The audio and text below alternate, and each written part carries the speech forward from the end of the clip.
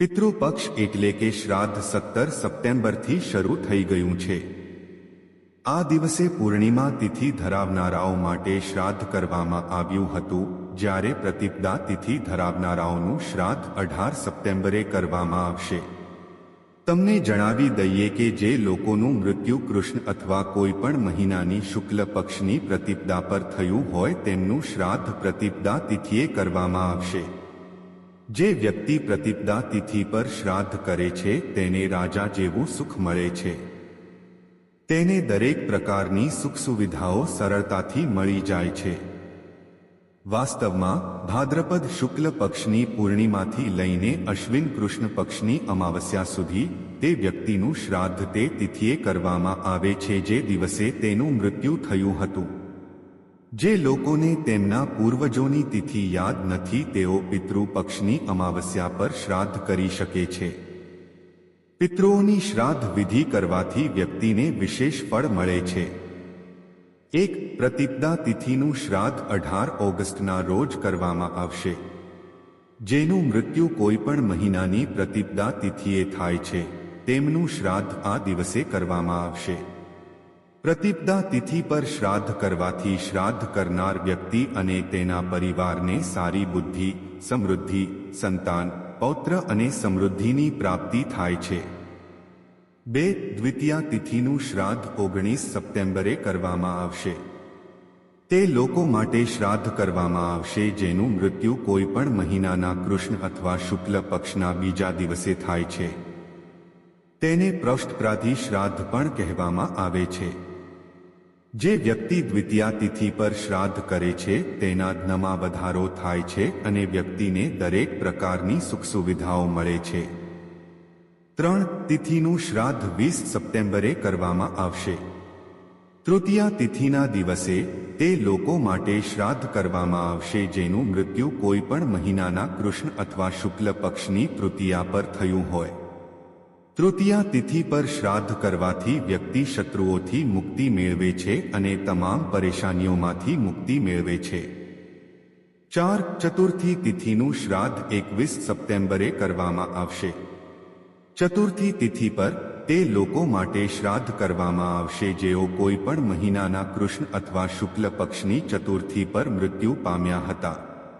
આ દિવસે શ્રાદ્ધ કરવાથી વ્યક્તિને શત્રુઓથી થતા નુકસાનની જાણ થાય છે। આ વખતે ચતુર્થી શ્રાદ્ધની સાથે મહાભારણી શ્રાદ્ધ પણ ઉજવવામાં આવશે। આ દિવસે કરવામાં આવતા શ્રાદ્ધથી વ્યક્તિના સુખ સમૃદ્ધિમાં વધારો થાય છે।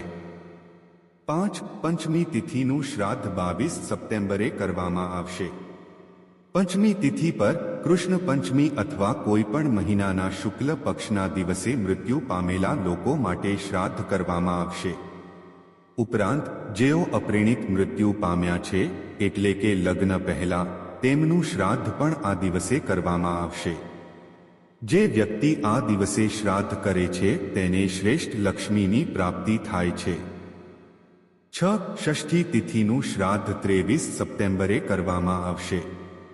આ દિવસે એવા લોકોનું શ્રાદ્ધ કરવામાં આવશે જેનું મૃત્યુ કોઈ પણ મહિનાની કૃષ્ણ અથવા શુક્લ પક્ષની ષષ્ઠી તિથિએ થયું હોય। જે વ્યક્તિ આ દિવસે શ્રાદ્ધ કરે છે તે દરેક જગ્યાએ આદરને પાત્ર છે। સપ્તમી તિથિનું શ્રાદ્ધ પણ 23 સપ્ટેમ્બરે જ કરવામાં આવશે। સપ્તમી તિથિના દિવસે તે લોકો માટે શ્રાદ્ધ કરવામાં આવે છે જેઓ કોઈ પણ મહિનાના કૃષ્ણની સપ્તમી અથવા શુક્લ પક્ષના દિવસે મૃત્યુ પામ્યા હતા। જે વ્યક્તિ આ દિવસે શ્રાદ્ધ કરે છે તે મહાન યજ્ઞોના સમાન પુણ્ય પ્રાપ્ત કરે છે અને ઉમદા વિચારોથી સમૃદ્ધ હોય છે। 7. અષ્ટમી તિથિનું શ્રાદ્ધ 24 સપ્ટેમ્બરે કરવામાં આવશે। અષ્ટમી તિથિના દિવસે કૃષ્ણ અથવા શુક્લ પક્ષની અષ્ટમીના દિવસે મૃત્યુ પામેલા લોકોનું શ્રાદ્ધ કરવામાં આવશે। જે વ્યક્તિ આ દિવસે શ્રાદ્ધ કરે છે તેને પૂર્ણ સમૃદ્ધિ પ્રાપ્ત થાય છે। 8. નવમી તિથિનું શ્રાદ્ધ 25 સપ્ટેમ્બરે કરવામાં આવશે। નવમી તિથિ પર કૃષ્ણની નવમી અથવા કોઈ પણ મહિનાના શુક્લ પક્ષના દિવસે મૃત્યુ પામેલા લોકો માટે શ્રાદ્ધ કરવામાં આવશે। તેમજ જે સૌભાગ્યવતી મહિલાઓનું તેમના પતિ પહેલા અવસાન થયું હોય તેમના શ્રાદ્ધ વિધિ પણ 25 સપ્ટેમ્બરે કરવામાં આવશે. આ ઉપરાંત આ દિવસે માતાનું શ્રાદ્ધ પણ કરવામાં આવે છે, જેના કારણે તેને માતૃ નવમી પણ કહેવામાં આવે છે.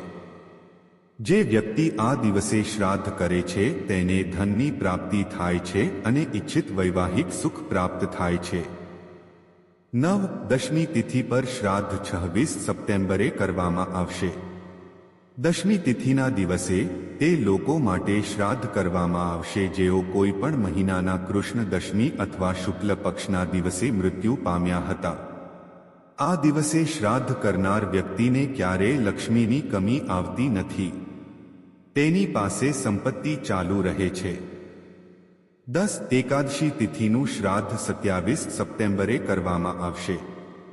એકાદશી તિથિ પર તે લોકો માટે શ્રાદ્ધ કરવામાં આવશે જેઓ કોઈ પણ મહિનાના કૃષ્ણ અથવા શુક્લ પક્ષની એકાદશી પર મૃત્યુ પામ્યા હતા. આ દિવસે શ્રાદ્ધ કરવું સૌથી પુણ્યપૂર્ણ માનવામાં આવે છે. જે વ્યક્તિ આ દિવસે શ્રાદ્ધ કરે છે તેને વેદોનું જ્ઞાન મળે છે અને સતત સમૃદ્ધિ પ્રાપ્ત થાય છે. 11. દ્વાદશી તિથિનું શ્રાદ્ધ 29 સપ્ટેમ્બરે કરવામાં આવશે. દ્વાદશી તિથિ પર એવા લોકો માટે શ્રાદ્ધ કરવામાં આવશે જેઓ કોઈ પણ મહિનાના કૃષ્ણ અથવા શુક્લ પક્ષની દ્વાદશી પર મૃત્યુ પામ્યા હતા. આ ઉપરાંત જે લોકોએ મૃત્યુ પહેલા સંન્યાસ લીધો છે તેમનું શ્રાદ્ધ પણ 29 સપ્ટેમ્બરે જ કરવામાં આવશે. આ દિવસે શ્રાદ્ધ કરનારના ઘરમાં ક્યારે પણ ભોજનની કમી નથી આવતી. 12. ત્રયોદશી તિથિનું શ્રાદ્ધ 30 સપ્ટેમ્બરે કરવામાં આવશે. ત્રયોદશી તિથિ પર એવા લોકો માટે શ્રાદ્ધ કરવામાં આવશે જેઓ કોઈ પણ મહિનાના કૃષ્ણ અથવા શુક્લ પક્ષની ત્રયોદશી પર મૃત્યુ પામ્યા હતા. આ ઉપરાંત નવજાત શિશુનું શ્રાદ્ધ પણ 30 સપ્ટેમ્બરે જ કરવામાં આવશે. આ દિવસે શ્રાદ્ધ કરવાથી વ્યક્તિને ઉચ્ચ બુદ્ધિ, સંતાન, ધારણા શક્તિ, સ્વતંત્રતા, આયુષ્ય અને સમૃદ્ધિની 13. ચતુર્દશી તિથિનું શ્રાદ્ધ 1 ઓક્ટોબરે કરવામાં આવશે. ચતુર્દશી તિથિ પર તે લોકો માટે શ્રાદ્ધ કરવામાં આવશે જેઓ કોઈ પણ મહિનાના કૃષ્ણની ચતુર્દશી અથવા શુક્લ પક્ષના દિવસે મૃત્યુ પામ્યા હતા. આ ઉપરાંત જે લોકોનું અકાળે મૃત્યુ થયું હોય એટલે કે અકસ્માત કે કોઈ હથિયાર વગેરેના કારણે મૃત્યુ થયું હોય તેવા લોકોનું પણ આ દિવસે શ્રાદ્ધ કરવામાં આવશે. આ દિવસે શ્રાદ્ધ કરવાથી વ્યક્તિને કોઈ અજાણ્યા ભયનું જોખમ રહેતું નથી. 14. અમાવસ્યા તિથિ પર શ્રાદ્ધ 2 ઓક્ટોબરે કરવામાં આવશે. આ દિવસે તે લોકો માટે શ્રાદ્ધ કરવામાં આવશે જેઓ કોઈ પણ મહિનાની અમાવસ્યા પર મૃત્યુ પામ્યા હતા. આ ઉપરાંત માતામહ એટલે કે માતાજીનું શ્રાદ્ધ પણ આ દિવસે કરવામાં આવશે. આમાં દૌહિત્ર એટલે કે પુત્રીનો પુત્ર આ શ્રાદ્ધ કરી શકે છે. જો તેમના દાદાના પુત્રો જીવિત હોય તો પણ તેઓ પણ આ શ્રાદ્ધ કરીને તેમના આશીર્વાદ મેળવી શકે છે. શ્રાદ્ધ કરનાર વ્યક્તિના માતાપિતા જ જીવિત હોવા જોઈએ. આ ઉપરાંત જોડિયા, 3 પુત્રી પછી પુત્ર અથવા 3 પુત્ર પછી પુત્રીનું શ્રાદ્ધ પણ આ દિવસે કરવામાં આવશે. આ સિવાય જેમની મૃત્યુ તારીખ અજાણ છે એટલે કે જેમની મૃત્યુ તારીખ જાણીતી નથી તેમનું શ્રાદ્ધ પણ અમાવસ્યાના દિવસે કરવામાં આવે છે.